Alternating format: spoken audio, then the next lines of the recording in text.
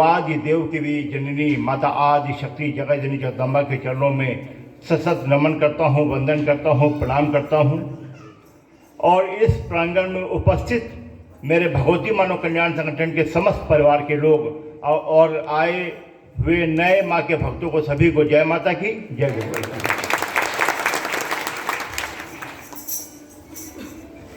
आज सौभाग्य के गुरुग्राम का दिन है कि अखंड अनुष्ठान माता आदि शक्ति जगदम्बा का यहाँ पे संपन्न हो रहा है और मैं भी लगभग 5-6 साल बाद आज यहाँ आया हूँ गुरुग्राम में।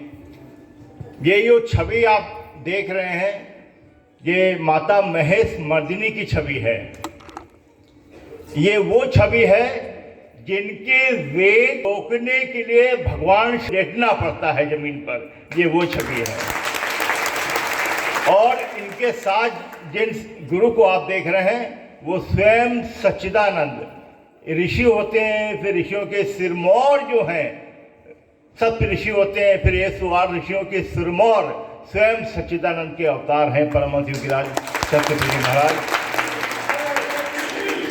मैं भगवती मानव कल्याण संगठन शाखा गुरुग्राम को हार्दिक बधाई देता हूँ, शुभकामनाएं देता हूँ।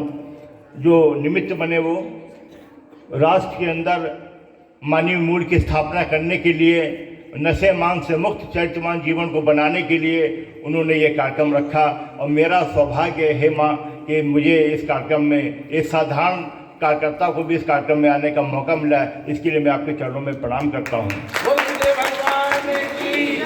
क्योंकि मुझे पता है माँ आपकी इच्छा के बगैर तो पत्ता भी इधर से उधर नहीं हिलता है।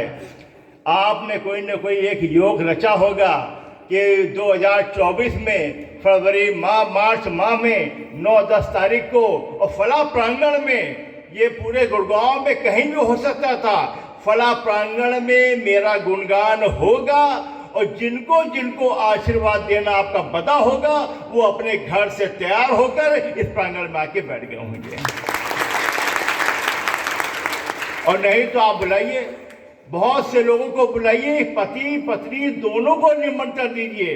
अगर पत्नी के योग नहीं है तो पति सर के बल उल्टा खड़ा हो जाए, लेकिन उसकी पत्नी इस प्रांगण में नहीं आ सकती है। और अगर पति का समय खराब है तो पत्नी चिल्ला चिल्ला के कहेगी, लेकिन उसका पति उसको लेकर इस प्रांगण में नहीं आ सकता है। क्योंकि माता आदि शक्ति जगदम्बा की ये साधना कोई साधारण साधना नहीं है। ये कोई दरबार नहीं कि हम चले गए माथा टेक दिया और जयकारा, ये कुछ नहीं। ये वो साधना है जिस शहर में, जिस नगर में ये 24 घंटे का अनुष्ठान परम पूज्य गुरुदेव जी भगवान के निर्देशन में हो जाता है, उस शहर के, उस नगर के जितने भी मंदिर हैं उन मंदिर में रखी मूर्तियों की पुनः प्राण प्रतिष्ठा हो जाती है। ये वो साधना है जिसके पूर्वज का देहांत हो चुका हो, उनका तर्पण ना हुआ हो, वो भटक रहे हो। अगर आप इस अखंड 24 घंटे के पाठ में आप 24 घंटे का अनुष्ठान बैठ जाते हैं आप, तो उनको मुक्ति प्रदान कर देता है। ये वो साधना। गुरुदेव भगवान की जय। मेरे भाइयों बहनों, गुरुग्राम में जब कार्यक्रम की तैयारी हुई तो मैंने कहा गुरुग्राम तो बड़ा पहले से बहुत अंतर आ गया है। ये अब रातों का शहर है, रात का राजा है। यहाँ पे जीवन 12 बजे के बाद रात से शुरू होता है, सुबह 5 बजे तक जीवन चलता है। छोटे छोटे बच्चियाँ, छोटे छोटे लड़के, अगर रोका ना गया, कुछ लोग आप लोग रह रहे हो तो मैं यही कहूँगा कि रावण की लंका पे विभीषण रह रहे हैं जो राम का नाम ले रहे हैं। मतलब कि अगर इसको रोका नहीं गया तो आने वाले 25, 30, 40 सालों में बड़ी भयावह स्थिति होगी।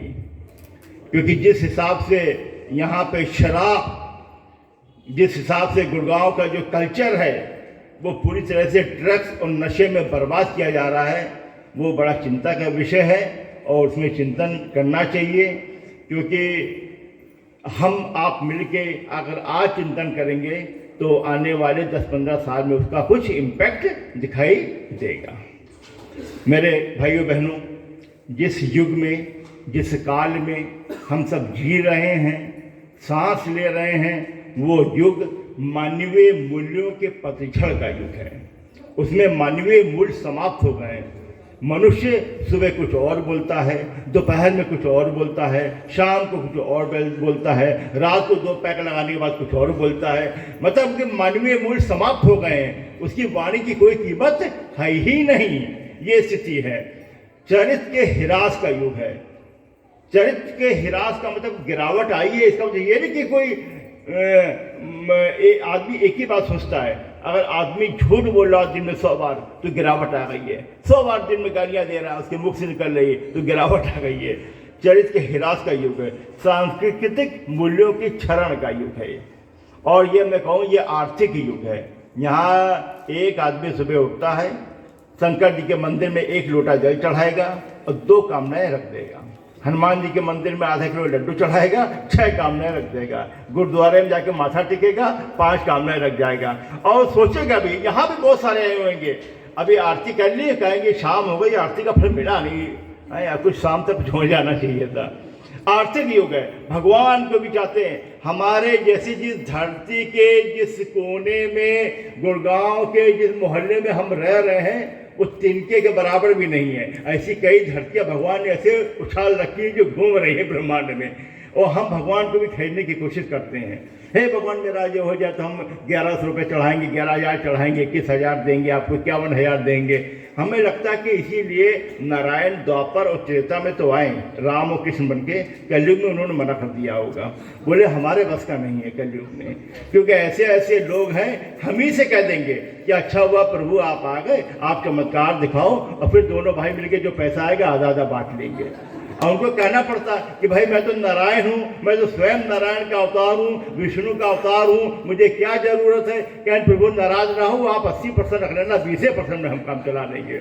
इसीलिए हमें लग रहा है कि माता आदिशक्ति जगदम्बा ने नारायण को नहीं, स्वयं सच्चिदानंद को भेजा है ऋषि के अवतार में, हम सबके कल्याण के। और इनके गुरु जी छवि में हमने पूजा की है। इनके बारे में एक ही लाइन बता देते, जो ऋषि होते हैं उनको कहीं जाने की जरूरत नहीं पड़ते हैं। वो हिमालय की कंदराओं में हो, चाहे वो अपने सिद्धाश्रम धाम में हो, एकांत साधनाएं करते हैं। और इतने सारे लोग कभी वो गुड़गांव नहीं आए, हो सकता भविष्य में कभी आए भी ना, ऐसा भी मौका मिले कभी ना आए, लेकिन हजारों लोग यहाँ पे नशा छोड़ रहे हैं और इतने सारे लोग गुड़गांव के नशा मुक्त होकर यहाँ बैठ गए हैं। ये उन्हीं का प्रताप है, वो अपनी चेतना तरंगों से काम करते हैं। भगवान की जय। दुनिया में जितने भी प्राणी हैं, सिर्फ मनुष्य को छोड़कर, कोई भी पक्षी हो, कोई भी जानवर हो, जितने भी 84 लाख योनियां हैं, उनके सिर्फ 4 काम हैं। एक, उनका कोई भोजन है, प्राय वो भोजन कोई ना कोई एक होता है उनका, है ना। वेज हो, नॉन वेज हो। और कई लोग तो भाई आदमी लोग भी नॉन वेज खाते हैं। भाई क्यों खाते हो? बोले साहब प्रोटीन मिलता है। तो हमने कहा हाथी को कहाँ से प्रोटीन मिलता है? भाई उससे ज़्यादा ताकत तो नहीं है आपके पास, घोड़े से ज़्यादा तेज तो आप नहीं दौड़ते हैं, है ना। तो और एक उनका कोई भय है, एक उनकी निद्रा है, वो नींद लेते हैं, और एक उनका परिवार कैसे बढ़े। सिर्फ 4 काम है, 5वां कोई काम नहीं है। यहाँ जितने भी गुड़गांव में जानवर होगा उनके दिमाग में कोई नहीं गया होगा ये पोस्टर लगा है या अखंड चालीसा पाठ है, आओ चले माथा टेक लें, आरती कर लें, कोई दिमाग में बात नहीं आएगी। उनके सिर्फ 4 बातें होती हैं। और दुर्भाग्य है कि मनुष्य, मतलब कि दुनिया के कम से कम 20% मनुष्य के भी यही 4 काम हो गए हैं अब। एक वो भोजन है उनका, उसके लिए वो नौकरी करते हैं। एक उनका भय है, पड़ोसी से भय है ना, थानेदार से भय है, किसी को तहसीलदार से भय है, किसी को नेताजी से भय है ना, चोरों से भय है, इतना पैसा रखा कोई चोर ना घुसाए घर में, है ना, भय में जीवन जी रहे हैं। और एक उनका परिवार, एक बेटी है तो 2 हो जाए, 2 है तो 3 हो जाए, 5 बेटियां तो एक और हो जाए, 6वां बेटा हो जाए, है ना। मतलब अजीब सा है। और यही 4 काम है। पूरे दुनिया में भगवान की माता आदि शक्ति जगदम्बा की सबसे उत्तम अगर कृति बनाई है वो मनुष्य है, मनुष्य जीव, जिसको सोचने की, विचार करने की, समझने की, सत्य असत्य पे निर्णय लेने की क्षमता बनाई है। और मैं तो यही कहता हूँ, हे माँ, आपने हमने पढ़ा है वेदों में, अभी मैं चर्चा करूँगा इसके बारे में कि और वो मनुष्य जो है वो भी आज के समय में महत्वपूर्ण, इतने योनियों के बाद उसका जन्म, मनुष्य जन्म लेता है वो, तब भी वो स्वयं बहुत भटका हुआ है। वो आदि शक्ति, अमर अजर अविनाशी सत्ता के हम अंश हैं। मेरे अंदर वो आदि शक्ति जगदम्बा के चरणों का या कहूँ उनका सिम कार्ड मेरे अंदर है। इसके बावजूद भी जो है हम बहुत ही भय में जीवन जी रहे हैं, हम अज्ञानता में जीवन जी रहे हैं, हम भेद ही नहीं कर पा रहे हैं। सत्य है कि असत्य है, मन मेरे कंट्रोल में नहीं है, बड़ा चंचल है। मतलब ये देखा जाए तो मनुष्य को पूरा का पूरा कंट्रोल में नहीं है ना। मनुष्य की जीव कंट्रोल में नहीं है। मैं देखता हूँ बहुत छोटी सी चीज़ है ना। आप किसी को बुलाइए अपने घर में गुड़गांव में, साहब ये गुड़गांव का ढोकला खा लीजिए, तो ढोकला खा लेगा, फिर बोल लीजिए रसगुल्ला खा लीजिए, रसगुल्ला खा लेगा, फिर वो लस्सी पी लेगा, फिर उसके ऊपर चाय पी लेगा, है ना। कई तो ऐसे पूरे दिन खाते ही रहते हैं, उनको पता ही नहीं है, कंट्रोल ही नहीं, उनको जीभ पे कंट्रोल नहीं है। सुबह खा लेंगे, शाम, जबकि शरीर की ये फिजियोलॉजी है। एक बच्चा भूख लगता है, रोता है, माँ उसको दूध पिलाती है, शांत हो जाता है। समय से उसका कोई लेना देना नहीं है। हमारा जीवन कितना बदल गया है। ये शरीर कह रहा है कि मुझे भूख नहीं लगी, लेकिन हम समय से बंध गए हैं। सुबह 8 बजे उठे तो खाना खा लो, दोपहर 12 हो गई तो खाना खा लो, शाम को 4 हो गए तो चाय पी लो, रात को फिर खाना खा लो। और बहनों के ऊपर और प्रेशर है, खाना बच गया तो खाना खा लो, है ना, बर्बाद होगा। खाना खा चुकी हैं, मैं कई बहनों को देखता हूँ 7 बजे भोजन कर लेती हैं, लेकिन 10 बजे फिर खाती हैं कि वो सुबह फेंका जाएगा, इसी बड़े खा लो उसको, है ना। पूरा डस्टबिन बना के रखा हुआ है ना। कहीं जा रहे हैं, कहीं भंडारा मिल रहा तो बैठ के खा लो। अरे घर से आप खा के पेट भरा हुआ, क्या जरूरत है, प्रसाद में थोड़ा सा ले लिया, प्रसाद है भाई, लेकिन नहीं, खा लो मत, जहाँ मौका मिल रहा वहीं खा लो। लेकिन कंट्रोल करना, जीभ में कंट्रोल करना बहुत जरूरी है आप लोग को, है ना।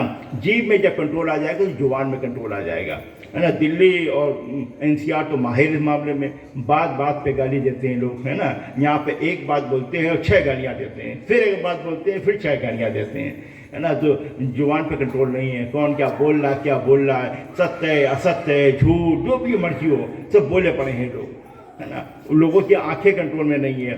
16 साल का बच्चा हो, चाहे वो 90 साल का बुजुर्ग हो, उसको मोबाइल में कुछ भी दिखा दो, वो देखने को तैयार है ना। 16 साल के बच्चा भी रजाई के अंदर छुप के मोबाइल देख रहा है, और 90 साल के बुढ़ी भी रजाई के अंदर छुप के देख रहे हैं, है ना। उनकी आंखें कंट्रोल में नहीं है, मनी उनका कंट्रोल में नहीं है ना, कुछ भी।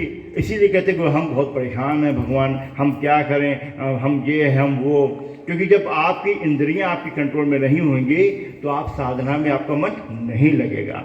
जब आप साधना नहीं करोगे, तप नहीं करोगे, तब आप भटकोगे कि हमको कोई बाबा जी मिल जाए, हमको कोई ताबीज मिल जाए कि कल से धन वर्षा शुरू हो जाए, हमको कोई पर्चा बनाने वाले बाबा मिल जाए, बता दें कि धन कहाँ गड़ा तो मुखाड़ नहीं जाके, है ना।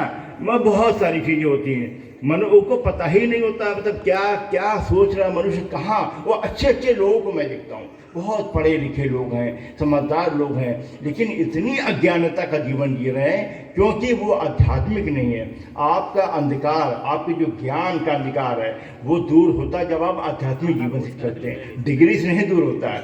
वो IIT में पढ़ने वाला बच्चा 90% नंबर लाता है, 99% नंबर लाता है, फिर भी उसके हाथ में महंगी सिगरेट होती है, कहते टुडे आई IIT ग्रेजुएट। अब उसको ज्ञान नहीं है कि एक सिगरेट उसकी 4 मिनट की ज़िंदगी छीन रहा है, और साहब अगर डेली हम 10 सिगरेट पिएंगे तो हम 6 महीने में मेरे फेफड़े काम करना बंद कर देंगे। लेकिन तब भी IIT 99%, आई एम इंदौर, मैं देखता हूँ, मिलता हूँ ना, I am Bombay, sir I am from I am Bombay, okay लो, है ना। गुड़गांव में अच्छे IIT में काम करने वाले लड़कियाँ जो हैं रात को 12 बजे यहाँ पर खड़े होकर शराब पी रही हैं। नहीं, अज्ञान है। आप जरूरी नहीं है कि आप मतलब डिग्री लिया तो ज्ञान हो जाए।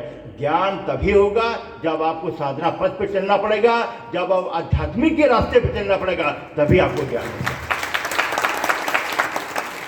इसीलिए पूरे हिंदुस्तान में मुंबई की मुंबा देवी से लेकर जगन्नाथपुरी तक, और माता वैष्णो देवी के दरबार से लेकर रामेश्वरम धाम तक 10 लाख से अधिक मंदिर, मस्जिद, गुरुद्वारे हैं, और 10 करोड़ लोग रोज जाते हैं, फल चढ़ाते हैं, दूध चढ़ाते हैं, प्रसाद चढ़ाते हैं, नमन करते हैं, अजान अदा करते हैं। लेकिन फिर भी हर आदमी परेशान है।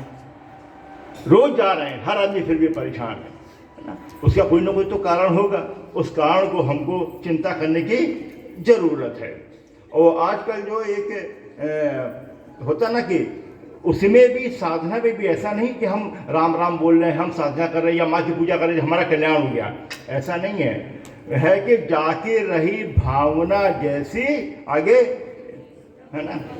हाँ देखिए, तो जो जिसकी भावना होती है, भगवान श्री रावण ने कितना अच्छा रचा, जलक जलक हैं, खूब डमक डमक लोग बजाते हैं मोबाइल के अंदर। आप तो मतलब एक स्वामी जी बता रहे थे, मुझे मतलब बात में उनके दम था, बोले कि आज के लोगों में फोन लगाओ, चलो चलो डमक डमक, अरे भाई क्या हो गया, तम से मतलब क्या हो गया चल रहा है। लोग रावण को मान रहे हैं, है ना, रावण बड़ा प्रिय हो गया आज की डेट में, चला रहा। लेकिन रावण को इस मंत्र जाप के बाद भगवान शिव ने तांडव में रूप में उनको अवतार दिए, है ना। नमामि समीक्षा राम कह सकते थे, है ना, जो नमामि समीक्षा है वो भगवान राम ही कह सकते थे, रावण नहीं कह सकता था। तो आपकी जैसी भावना होगी वैसे भगवान दर्शन देंगे आपको, वैसे ही कृपा करेंगे। ये मत सोचो कि हम मंदिर चले गए तो हमारा सब कल्याण हो गया, है ना। रावण का कल्याण नहीं हुआ, उसको भी तांडव करते हुए प्रभु ने दर्शन दिए, है ना। और ये बात मैं कहना चाहूँगा युवाओं को, मैं उनके मोबाइल में जब देखता हूँ तो मैं सबको मैं टोकता भी हूँ कि भारत के जो आइकॉन है वो हमारे भगवान राम हो सकते हैं, रावण हमारा आइकॉन नहीं हो सकता है।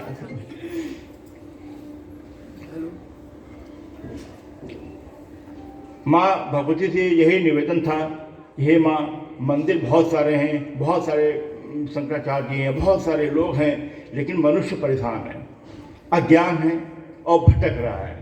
आप मंदिर दो या ना दो, आप हमको ऐसे गुरु प्रदान कर दो धरती पर जो कम से कम हमारा भौतिक जगत का कल्याण, चाहे भले कुछ ना हो, लेकिन हमारा आध्यात्मिक जगत का कल्याण निहित हो जाए उसमें।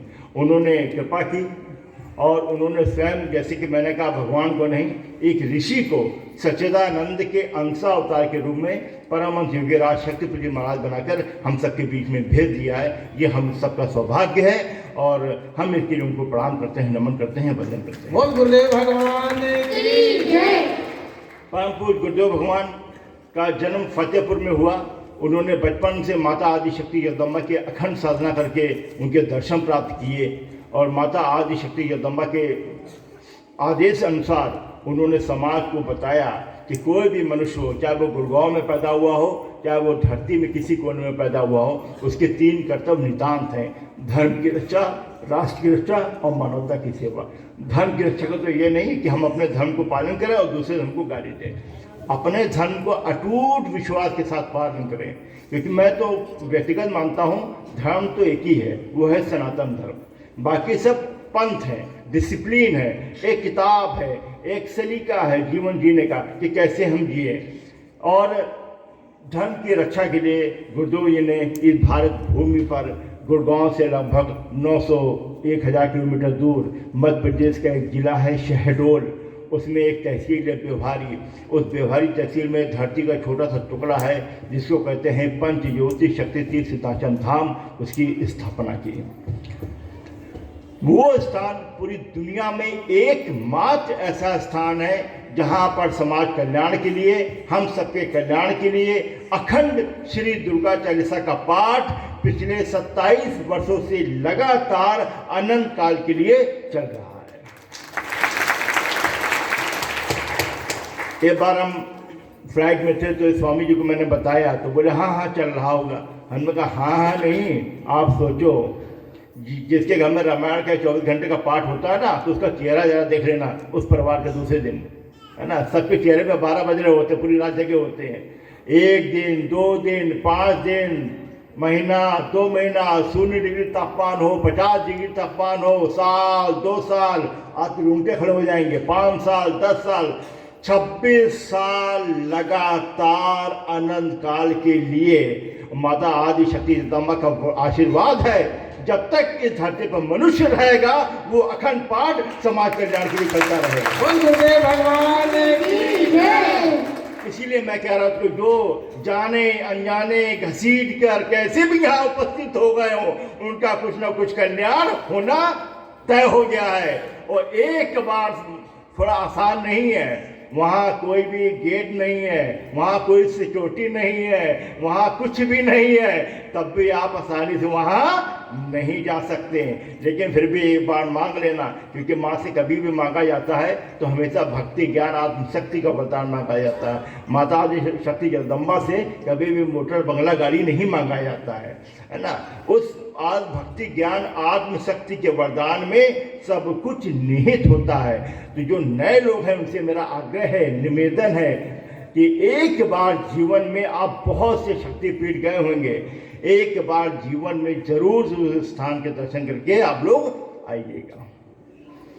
और दूसरा प्रताप आशीर्वाद उस स्थान का ये है कि अगर कोई व्यक्ति नशे से परेशान है, दुनिया के किसी भी भाषा बोली का हो, किसी भी जाति संप्रदाय का हो, अगर वहाँ वो 2-4 दिन रुकता है, सुबह शाम माँ की आरती लेता है, वहाँ का निःशुल्क भंडारे का प्रसाद लेता है, गौ सेवा में सेवा कार्य करता है, तो 100 में से 95 लोग नशा मुक्त होकर अपने घर वापस जाते हैं। ये वहाँ का प्रताप है।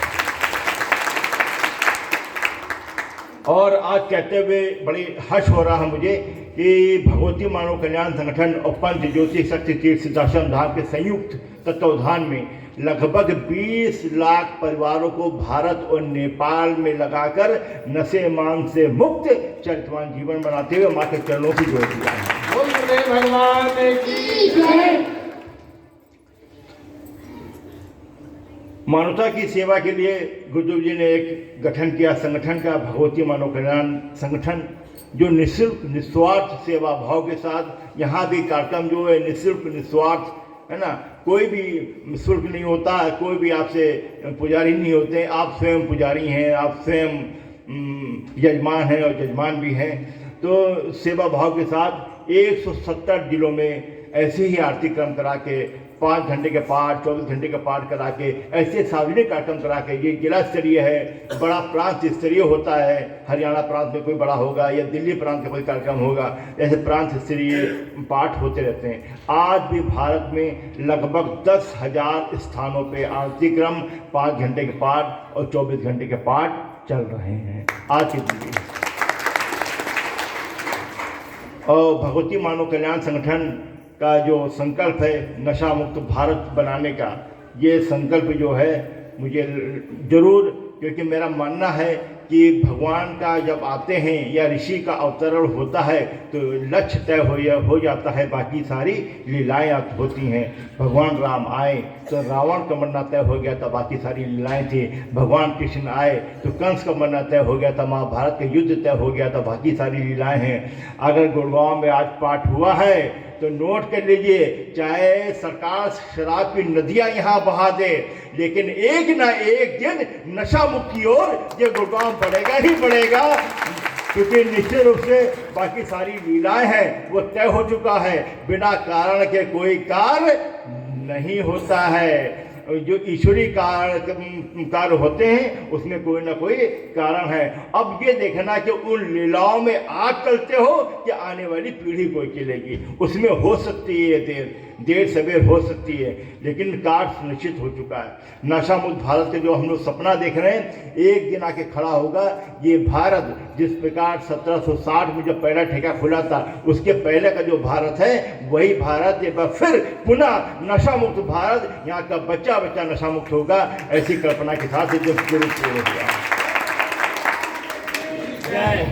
राष्ट्र रक्षा बहुत जरूरी है, क्योंकि मैं जिस राष्ट्र में हम रहते हैं, हम देख रहे हैं जितने भी दुष्ट प्रवृत्ति के लोग हैं, क्षमा चाहूँगा, जितने भी अजीब से जो नंबर 2 के कार्य करने वाले लोग हैं, वो बिल्कुल पूरी ताकत के साथ लगे हैं। जो शराब माफिया है वो शराब के व्यापार में लगा है, जो ड्रग्स माफिया है वो ड्रग के व्यापार में लगा है, जो खनन माफिया है वो खनन के व्यापार में लगा है, रुक नहीं रहा। वो जो चोरी करने वाला है वो रोज प्लानिंग कर रहा है क्या किसी के घर में चोरी करें, लेकिन जो सज्जन पुरुष हैं, जो भद्र पुरुष हैं, वो क्या कर रहे हैं, शाम को घर आते हैं, अपनों बच्चों के साथ सोफे में बैठते हैं, टीवी देखते हैं, बोले मैं, मेरा बच्चा, मेरी पत्नी और मेरे बूढ़े माँ बाप, बस इतना मेरा परिवार है, बाकी पड़ोसी में क्या हो रहा, हमें क्या लेना देना, वो करने तो वो शराब पी रहे हैं, वो वहाँ हो रहा, हमें क्या मतलब।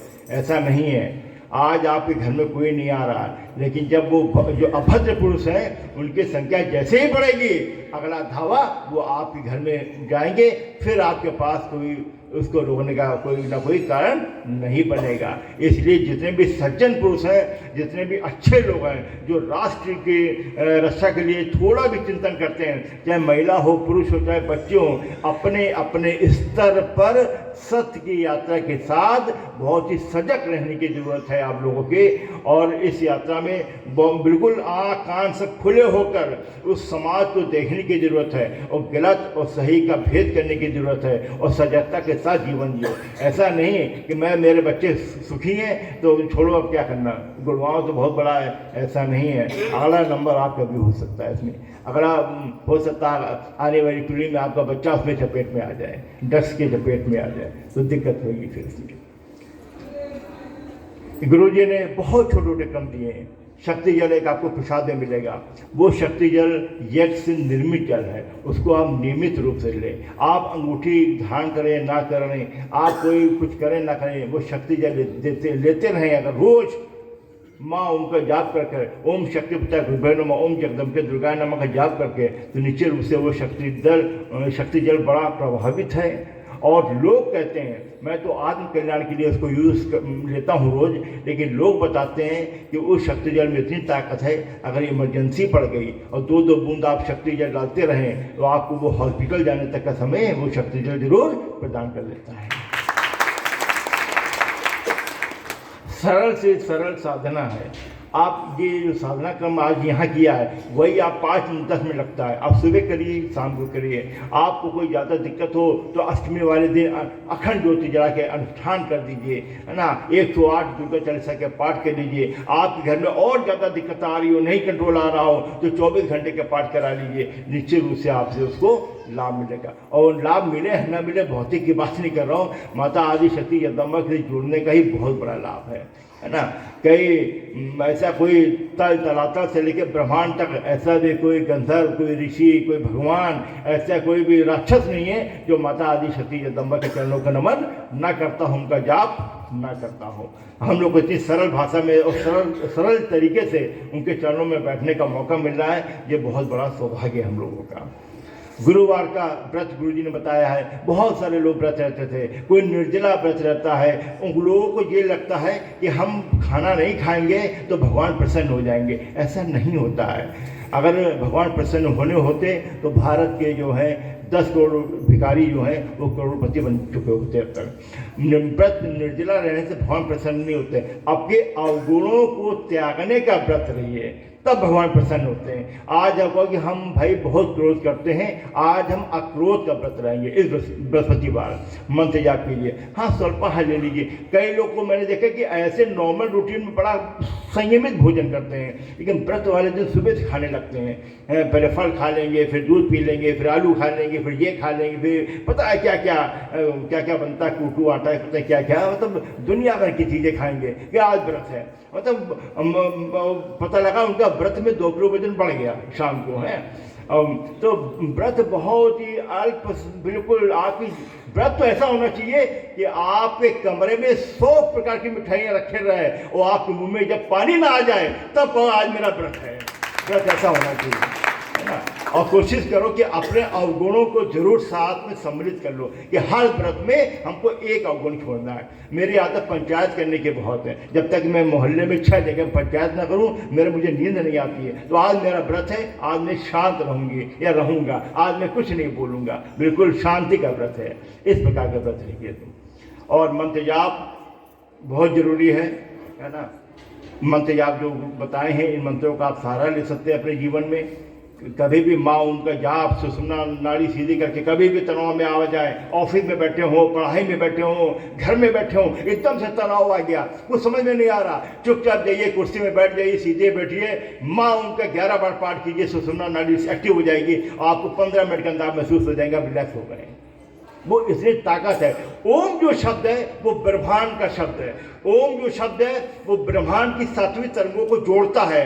और माँ जो शब्द है वो मेरे शरीर के अंदर का जो ब्रह्मांड है उसका पहला शब्द माँ है। इसलिए दुनिया में कोई बच्चा पैदा होता किसी भी भाषा में हो, वो सबसे पहला शब्द माँ बोलता है। और माँ उनका जो जाप है मेरे अंदर वाले ब्रह्मांड को और बाहर वाले ब्रह्मांड को कनेक्ट कर देता है। इसलिए माँ उनका जाप अगर क्रमिक आप करेंगे, रीढ़ की हड्डी सीधी रख के रोज 108 बार कर लीजिए तो आपका बहुत ही कल्याण हो जाएगा। 11 बार 21 बार जो भी सुविधा आपको कहीं भी हो, पार्क में, ऑफिस में, दफ्तर में, बेड में, कहीं भी बैठ सकते हैं। इसलिए भगवान के मंदिर जाने की जरूरत नहीं है, आपको उससे लाभ मिलेगा। माँ को जाप बताया है ग्लोबल श्री में। और दिक्कत तो खैर बहुत होगी, क्योंकि सतयुग के जो राक्षस थे उनका बहुत बड़ा नाम था हिरण्यकश्यप। त्रेता में आते आते थोड़े छोटे हो गए राक्षस, रावण हो गए 3 अक्षर वाले। द्वापर में आके 2 अक्षर वाले राक्षस हो गए कंस। और कलयुग में सिर्फ 1 अक्षर का राक्षस है, उसका नाम है मैं। 90% दुनिया जो है मैं में परेशान है। मैं ये, मैं वो, अहम में। हमको आगे नहीं बैठाना, मैं कैसे आज पीछे बैठ सकता हूं। अरे माँ का दरबार है। अगर आप भाव आपके अंदर हो और इस प्रांगण के बाहर आपको मौका मिल जाए बैठने का रोड में, तो वहां भी अगर बैठ जाइए तो सबसे पहला आशीर्वाद माता आती शक्ति जगदम्बा को मिलेगा, तो रोड में बैठा हुआ व्यक्ति को मिल जाएगा। सिर्फ भाव नहीं चाहिए। भगवान की जय।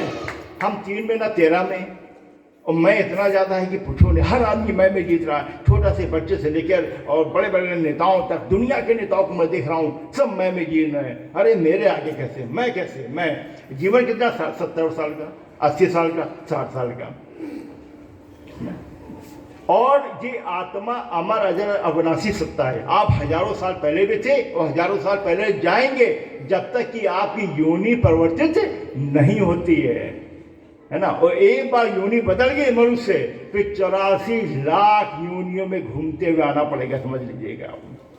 फिर दुनिया की कोई ताकत आपको रोक नहीं पाएगी।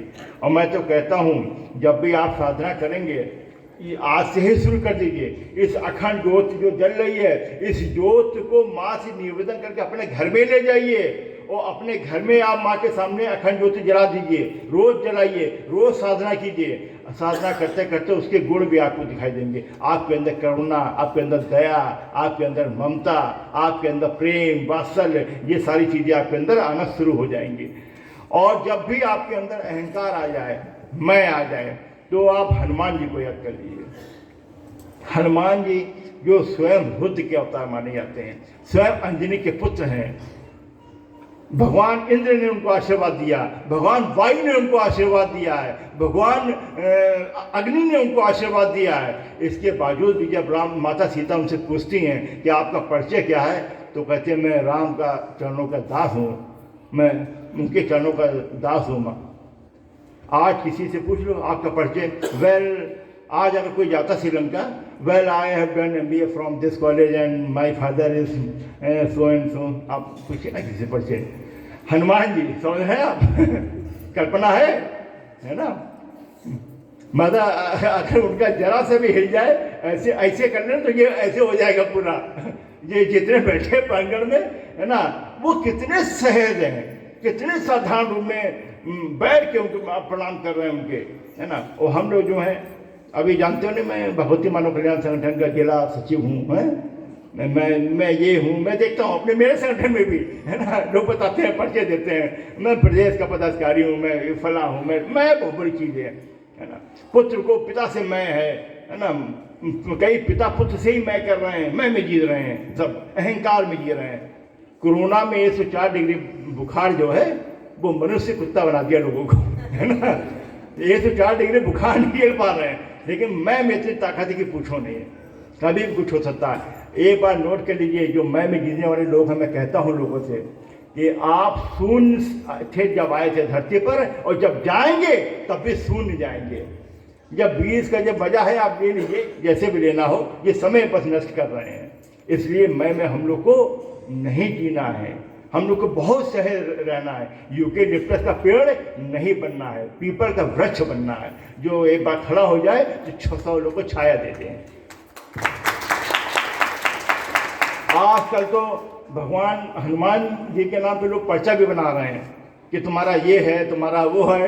हनुमान जी ने कभी पर्चा नहीं बनाया। हनुमान जी खुद माथा ठोक रहे हैं कि भाई ये काम तुमने कभी किया नहीं है, हैं? ये नए नए बाबा आ गए हैं, उनके नाम पे पर्चा बना रहे हैं। कुछ भी नहीं होता है, कहीं भी कोई शॉर्टकट जीवन में नहीं होता है। जो कर्म करेंगे उसका विधान है, उसका दंड भोगना ही पड़ेगा, भोगना ही पड़ेगा, भोगना ही पड़ेगा। दुनिया की कोई ताकत उसको रोक नहीं सकती है। और आपको लगता हो ये छवि है, इनसे मैं क्या कहूं, तो आप मुंह से जब कहेंगे तो इन माता आदि शक्ति जगदम्बा की छवि का एक सिम कार्ड है, वो आपके अंदर है, फीड इनबिल्ड है। जब आप पैदा होते हो तो सिम कार्ड अंदर डाल दिया जाता है, वो सब नोट कर लेता है कि आप कौन से भगवान से क्या मांग रहे हो, कब आपके मन में भाव आ रहा है, कब आप चोरी कर रहे हैं, कब आप अच्छा काम कर रहे हैं, सबका लेखा जोखा चलता रहता है। इसलिए बहुत सजग होने की जरूरत है।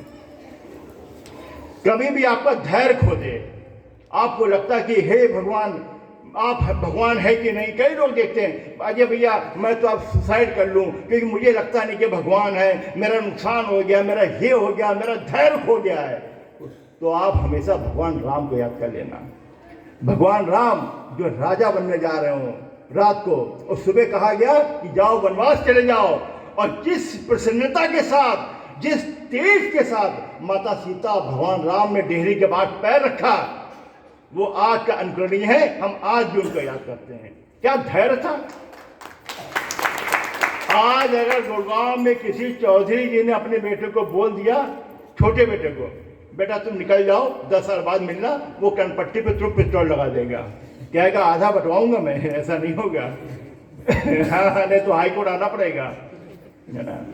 5 मिनट में धैर्य छूटता, 5 मिनट के अंदर, मतलब इतना धैर्य छूटता है। छोटा सा बच्चा जरा सी गलती करते उसकी माँ एक तमाचा मारती, 2 मिनट के अंदर धैर्य छूटता ही नहीं, बिल्कुल धैर्य नहीं है। टीचर को धैर्य नहीं है, पिता पुत्र में धैर्य नहीं है, समाज में धैर्य बिल्कुल नहीं है ना। कोई भी आ रहा, कोई भी कर रहा हो, धैर्य नहीं है। तो भगवान राम से हमको धैर्य का जीवन सीखने की जरूरत है। वो तप के स्वामी हैं, उनसे तप सीखने की जरूरत है ना। और आजकल मैं देखता हूँ बड़े बड़े कथावाचक हैं, BMW कार से आते हैं, टाटा प्लेन से आते हैं, और राम की कथा सुनाते हैं कि उनका तप कैसा था। मतलब टाटा प्लेन से उतरने के बाद वो बताते हैं कि राम का तप कैसा था। ये कलयुग का प्रभाव है।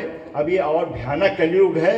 इस भयानक कलयुग में अगर कोई बचा सकता है, माता आदि शक्ति जगत जननी जगदम्बा के निर्देशन में, ये बड़े गंभीरता से मैं बात कह रहा हूँ, तो ये माता महेश मर्दिनी की जो छवि है वही बचा सकती है इस कलयुग के भयावह वातावरण में।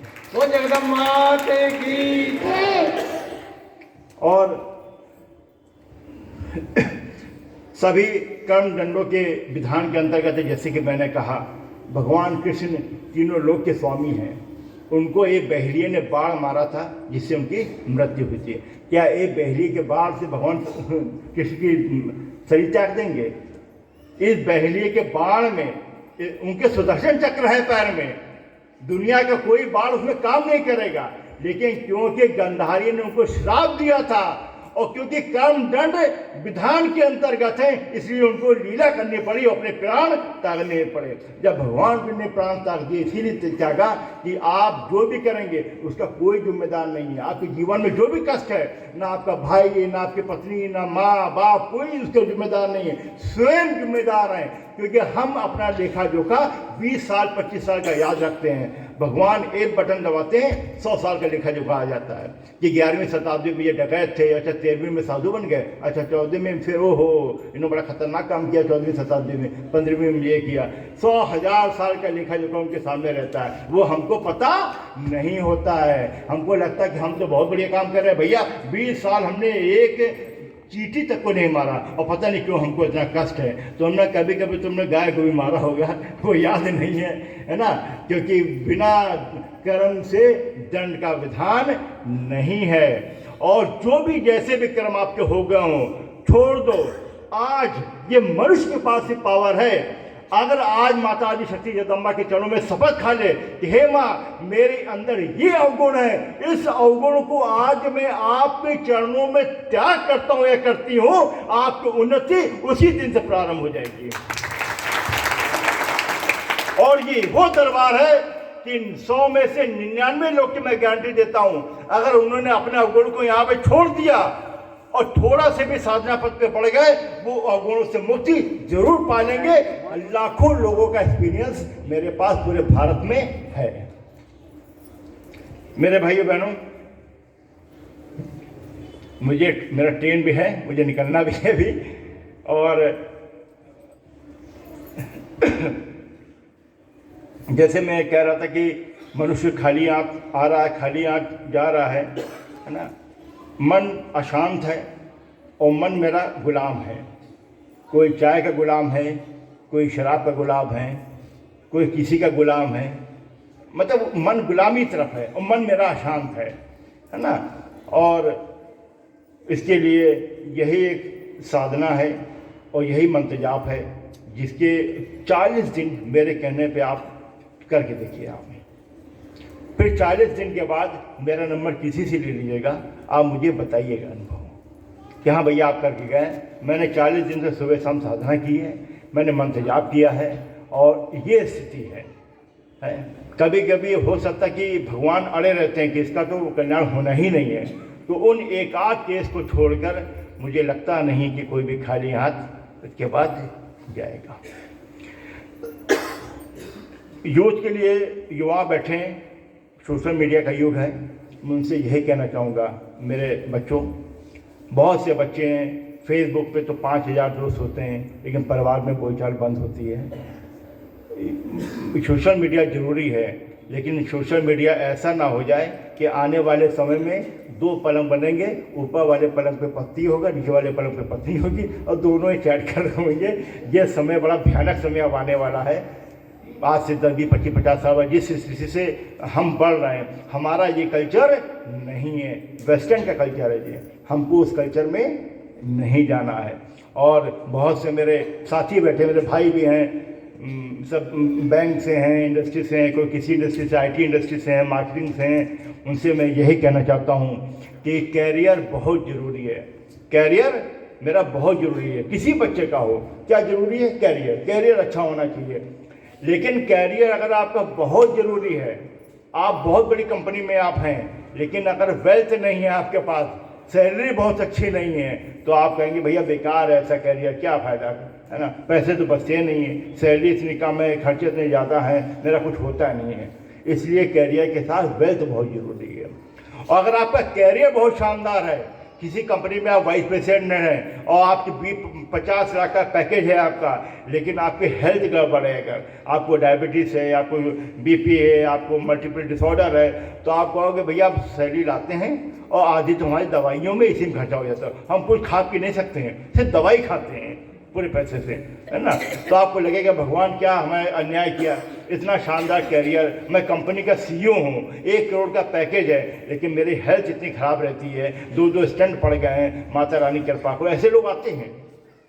आपका कैरियर बड़ा शानदार हो, आपकी वेल्थ बहुत अच्छी हो, आपका हेल्थ भी बहुत अच्छी हो, लेकिन अगर आपकी फैमिली लाइफ डिस्टर्ब है, तो सारा चीज़ एक समय के बाद आपको लगेगा सब बेकार है।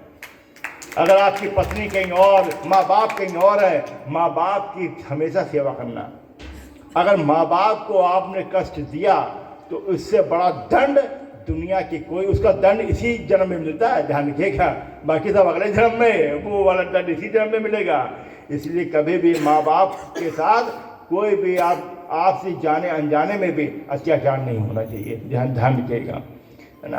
आपका कैरियर शानदार है, आपकी वेल्थ बहुत अच्छी है, आपकी हेल्थ बहुत अच्छी है, आपके माँ बाप भी आपके साथ रहते हैं, आप कंपनी के CEO हैं, BMW से आते हैं, अपने बंगले में चले जाते हैं, लेकिन अगर आपका सोशल लाइफ नहीं है, आपका पड़ोसी भी आपको नहीं जानता है, आपको नमस्ते भी नहीं करता है, तो आप क्या करते हैं? कमरे से निकलते हैं, BMW में बैठते हैं, आप चले जाते हैं दफ्तर, अपने चैम्बर में, चैम्बर से निकलते हैं, घर आते हैं और खाना खा के सो जाते हैं। तो एक उम्र के बाद आपको लगेगा ये सारा चीज़ मेरा चौपट हो गया है, सब ये जीवन ही बेकार है। और मैं कहता हूँ कि आपका हेल्थ बहुत अच्छी है, आपका कैरियर बहुत शानदार है, वेल्थ बहुत है, फैमिली लाइफ आपकी बहुत अच्छी है, और आपका सोशल स्टेटस भी बहुत अच्छा है, आप सामाजिक कार्यकर्ता हैं, क्योंकि समाज में मदद करने का योग भगवान प्रदान करते हैं, आपके बस का नहीं है। आपकी जेब में करोड़ों रुपया पड़ा होगा, लेकिन आपकी हिम्मत नहीं होगी कि हम 100 रुपये निकाल के उसको गरीब को दे दें, जब तक ऊपर से आदेश नहीं आएगा। और सोशल लाइफ भी मान लो बहुत अच्छी है, लेकिन अगर आप आध्यात्मिक नहीं हैं तो जीवन के किसी भी मोड़ के सीसीडी के जो कॉफ़ी डे के मालिक की तरह आप जंप लगा दोगे, है ना। जीवन के किसी भी मोड़ पे आप सहारा से का कैरियर देख लीजिए, जीवन के किसी मोड़ पे आप किंग फिशर के मालिक को देख लीजिए, तो फंसेंगे तो दुनिया का कोई भी सहारा आपको मिलने वाला नहीं है। और एक बात मैं युवाओं से कह देना चाहता हूँ कि तुम्हारे पास बच्चों कुछ भी ना हो, सिर्फ तुम आध्यात्मिक जीवन जी लेना, उससे तुम्हारे पास पुरुषार्थ आ जाएगा, उसके तुम्हारे पास सत्य की ताकत आ जाएगी। दुनिया के वैभव हो ना हो, लेकिन तुम प्रसन्न रहो। कि अंतर्गतवा अरबों खरबों रुपया इसीलिए कमाया जाता है कि मन मेरा प्रसन्न रहे। बहुत सारे लोग मिलते हैं, प्रभा जी बैठे, इनके पास भी आते हैं लोग, कहते होंगे कि भैया करोड़ों रुपये के मन बड़ा शांत है, कुछ ऐसी दवा बता दो, कुछ चूरन दे दो कि मेरा मन शांत हो जाए। इसी का फायदा बाबा लोग उठाते हैं, ये लो चूरन, ये लो बभूति, ये लो अंगूठी, ये वो ले लो, 51,000 दे दो, ये करा दो, तो मन शांत हो जाए। तो मन आपका शांत नहीं होगा। अगर आप आध्यात्मिक जीवन पे हैं तो भौतिक जगत आपके पीछे चलेगा और कभी भी मन आपका शांत नहीं होगा। और मैंने पढ़ा है पुराणों में, आप सबने पढ़ा है कि हेमा 84 लाख योनियों के बाद भटकते भटकते एक से भटकते हैं। क्योंकि जब आप पशु पक्षी जानवर योनि में होते हैं तो आप कुछ कह नहीं सकते, आप बस बोल नहीं सकते, लेकिन आपकी हृदय जो आत्मा है वो हो गई कि माँ मुझे मुक्ति प्रदान कर दो, मुझे अगले उसमें भेज दो, मुझे मनुष्य बना दो। फिर आप जानवर बन जाते हैं, फिर बोलते हैं कि मुझे चूहा बना, मनुष्य बना दो, फिर आप बिल्ली बन जाते हैं, फिर कहते हैं कि हे माँ मुझे मनुष्य बना दो, फिर आप कुछ बन जाते हैं। 84 लाख योनियों से भटकते भटकते हे माँ आज हमें आशीर्वाद मिला कि मनुष्य का जीवन हमको प्राप्त हुआ है। और आपके चरणों में यही है, एक जीवन मिला है कि आपके चरणों के दर्शन एक बार प्राप्त हो जाएं। क्योंकि एक बार आपके चरणों से इस जन्म में अगर हम दर्शन प्राप्त नहीं कर पाए माँ, तो हो सकता है कि अगले जन्म में वो सच्चिदानंद हमको मिले या ना मिले जो हम आपके चरणों से जुड़ना चाहते हैं। हम माँ कुछ ऐसा आशीर्वाद दो हम सबको कि हम लोग भटके नहीं, हम लोग जीवन में जितना भी कष्ट आ जाए वो कष्ट भोगने को तैयार हैं, लेकिन माँ कभी भी मुझे अपने चरणों से अलग मत करो और अपने चरणों की तरफ आगे ही बढ़ाते रहो। इसी कामनाओं के साथ मैं माँ से यही निवेदन है कि माँ मैंने जो भी साधना की हो, उन साधना जो भी आशीर्वाद मुझे देना चाहती हो, वो सारा का सारा आशीर्वाद मेरे इन बहनों भाइयों की झोली में डाल देना कि जिस कामना के साथ ये लोग आए हैं वो कामना इस शरीर इनकी पूर्ण हो। इसी कामना शुभकामनाओं के साथ इस प्रांगण में उपस्थित समस्त परिवार के कल्याण के साथ मैं सभी को प्रणाम करता हूँ। सभी को जय माता की जय।